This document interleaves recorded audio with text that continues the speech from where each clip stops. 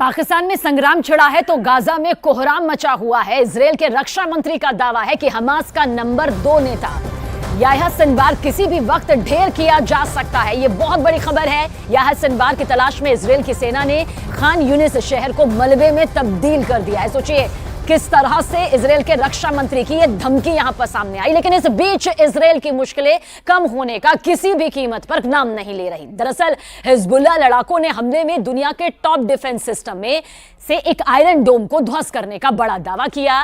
7 अक्टूबर की सुबह भी हमास ने आयरन डोम को चकमा दे दिया था।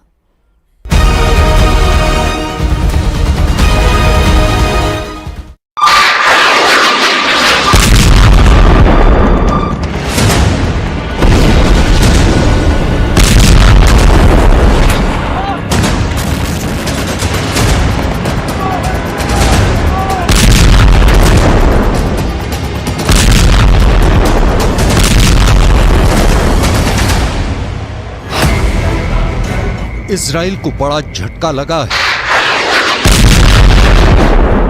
नेतन्याहू का गुरूर टूट गया है, क्योंकि इजराइल जिसे हमास और हिजबुल्लाह के खिलाफ सबसे बड़ी दीवार कहता है, उसको नसरल्लाह के लड़ाकों ने एक झटके में खत्म कर दिया।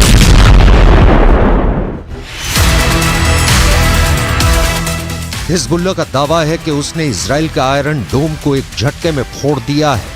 नसरल्लाह के लड़ाकों ने इजराइल के आयरन डोम के 2 सिस्टम तबाह कर दिए हैं। एक आयरन डोम की कीमत $100 मिलियन है। हिंदुस्तान की करेंसी में बात करें तो करीब 800 करोड़। मतलब हिजबुल्लाह ने एक झटके में इजराइल के 1600 करोड़ रुपए तबाह कर दिए। हिजबुल्लाह का कहना है कि उसने उत्तरी इजराइल के कब्री में उसकी बमबारी ने बड़ी तबाही मचाई। यहीं पर आयरन डोम सिस्टम तैनात था।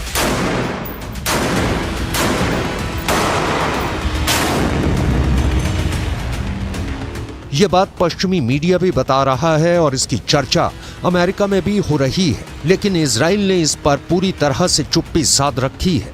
हमास के रॉकेट को रोकने वाला आयरन डोम इस वक्त संकट में है। हर हमले का मुंह तोड़ जवाब देने की धमकी देने वाले नेतन्याहू ने आयरन डोम पर हुए हमले पर अब तक कुछ नहीं बोला है।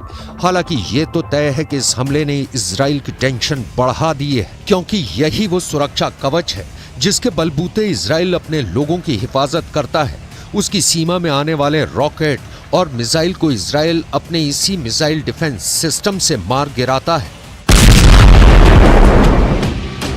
7 अक्टूबर को भी जब हमास ने करीब 5000 रॉकेट से हमला किया तो आयरन डोम ने बड़ी तादाद में रॉकेट मार गिराए थे। हिजबुल्लाह जानता है कि रॉकेट इजराइल पर बेअसर साबित होते हैं, इसलिए अब उसने एंटी टैंक मिसाइलों का सहारा लिया है। वो तोप से भी गोलाबारी कर रहा है। हिजबुल्लाह लगातार इजराइल के लिए सरदर्द बना हुआ है। पहले भी इसने एंटी टैंक मिसाइल सिस्टम से इजराइल के मरकाबा टैंक को निशाना बनाया और अब उसके निशाने पर आयरन डोम सिस्टम आ गया है। इससे पहले जब जब फिलिस्तीनी संगठन हमास ने रॉकेट से हमला किया है, आयरन डोम का सक्सेस रेट 95% से ऊपर रहा है। यानी हर 100 रॉकेट हमलों के बाद जब आयरन डोम की मिसाइल फायर की गई तो उसने 90 से ज्यादा रॉकेट को आसमान में ही रोक दिया। इसी वजह से इस एयर डिफेंस सिस्टम को लेकर दुनिया में मांग बढ़ने लगी। ये ज़ेलेंस्की की डिमांड लिस्ट में भी आ गया।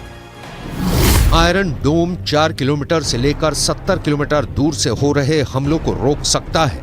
ये मिसाइल को भी रोक सकता है। ये रॉकेट के हमले भी रोक सकता है और तोप के गोलों को भी रोक सकता है। इजराइल की ये हालत देखकर कह सकते हैं कि इन हमलों को रोकने के लिए आयरन डोम फेल साबित हुआ है और इस्तेमाल करने पर बहुत महंगा भी साबित होता है, क्योंकि 1 लाख रुपए की कीमत वाले रॉकेट या तोप के गोले को रोकने के लिए इससे 2 मिसाइल फायर की जाती है, जिनकी कीमत रेंज के हिसाब से 70 लाख से 1 करोड़ रुपए हो सकती है। यानी एक रॉकेट जिसकी कीमत 1 लाख रुपए भी नहीं, उसको रोकने के लिए इस हथियार की इतनी बड़ी कीमत हैरान करती है। अब खुद आयरन डोम पर हमले ने बता दिया है कि नेतन्याहू का कोई डिफेंस सिस्टम पुख्ता नहीं है। दुनिया के सबसे बेहतरीन एयर डिफेंस सिस्टम माने जाने वाले आयरन डोम पर अटैक की खबर ने इजराइल को 440 वोल्ट का करंट लगा दिया है। ये नेतन्याहू के लिए भी बहुत बड़ा झटका है। लेकिन सवाल है कि अब नेतन्याहू इन हमलों का जवाब कैसे देंगे।